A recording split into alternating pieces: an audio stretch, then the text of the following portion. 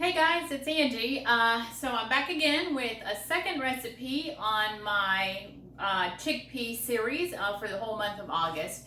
Today we're going to be making a chocolate chip peanut butter chickpea cookie. And this is a very healthy cookie, so it's good for any time of the day. It's also good like for a pre-workout or a post-workout snack, picnics, great in lunch boxes.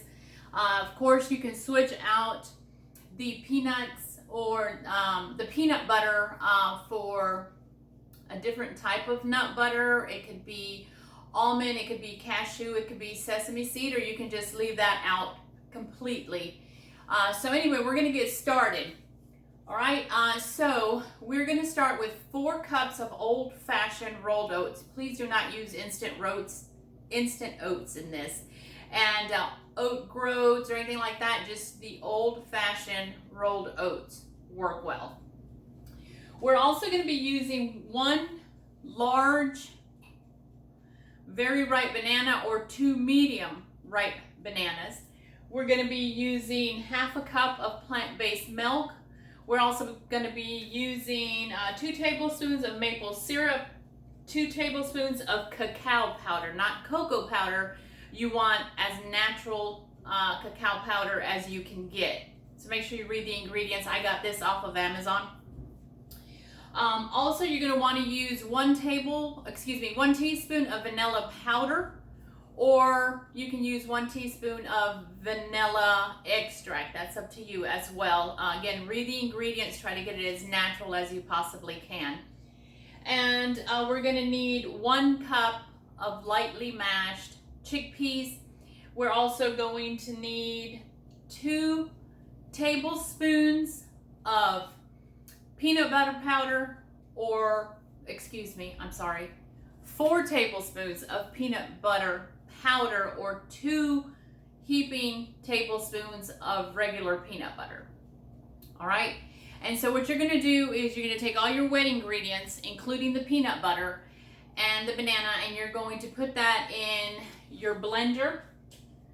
I put this in this little thing that makes smoothies, and you're just going to liquefy it, so it's kind of like making a smoothie with it. And then you're going to take your dry ingredients and you're just going to make sure that they're all well incorporated. And your chickpeas need to be drained, and with a fork you're just going to lightly mash them, because you want some of the textures to still be there, because you want it to mimic like a crunchy peanut butter. If you don't like the skin of the chickpeas, you can remove the skin, and all you do is take the chickpea between your fingers and then push down on it, and the skin will come right off, so you're fine with that. Please remember to save the liquid from your chickpea, because we're going to be using this as well. We're trying to be no waste. So what you do now is you take all this and you pour it into your dry ingredients, and then you're going to mix it. That's it. And it's kind of a dry mix. It's not going to be like super wet like a batter, and that's okay. The other thing that you can do with this also is you can use oatmeal flour, which is you just take the oatmeal and you just put it in a high-speed blender. Excuse me. I've only had 1 cup of coffee, so I need about 3 more. And so that gives you a different texture, but still the measurements are going to be the same. I sometimes mix it with half of the oatmeal flour and then half of the intact oatmeal, just for texture wise. And this is what it looks like. As you can see, it's a bit crumbly. So to this, we're going to add 1 cup of vegan chocolate chips. You can use white, or you can use milk chocolate or dark chocolate, whichever one you want. You don't have to use this at all if you don't want to.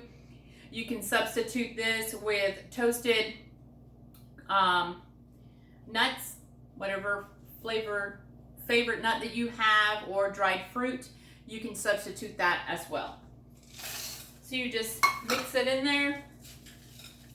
Make sure it's all well incorporated and evenly distributed. All right, so now once we have that going, make sure that you have preheated your oven to 350.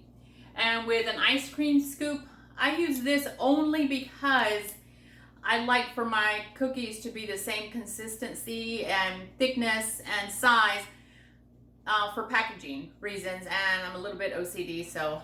But if you like them a little bit rough and you want the kids to help, just take a giant tablespoon and just put it on the baking sheet. They're not going to expand.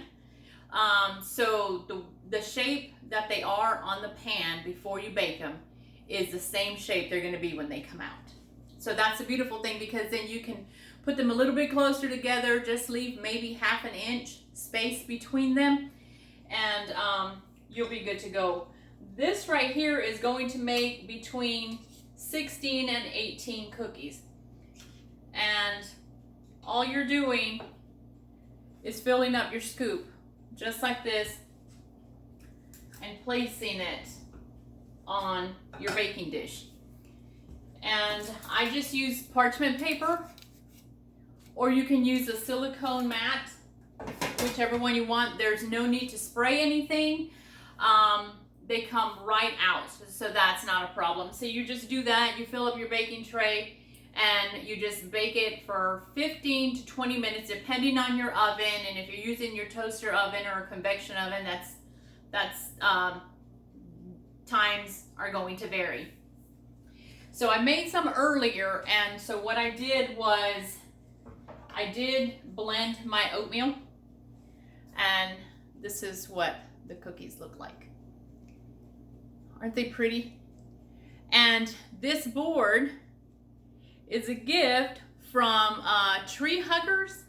Matt McCain and his beautiful wife gave this to me, so if anybody's interested in any of these boards, please let me know. But anyway, I wanted to share that with you guys. Yes, they do freeze wonderfully. And if you're going to make some of these and you want to travel or what have you, you can also dehydrate them in your dehydrator. I do mine for about 6 hours at 150. It dries them up a little bit more, and then I can just package them and take them with me when I travel, and they're wonderful dipped in coffee or your plant-based milk. And then the other thing is you can also take those 2 cookies, put some plant-based ice cream in it, and make yourself a little ice cream sandwich. Roll them up perfect right now for the summer, for a picnic.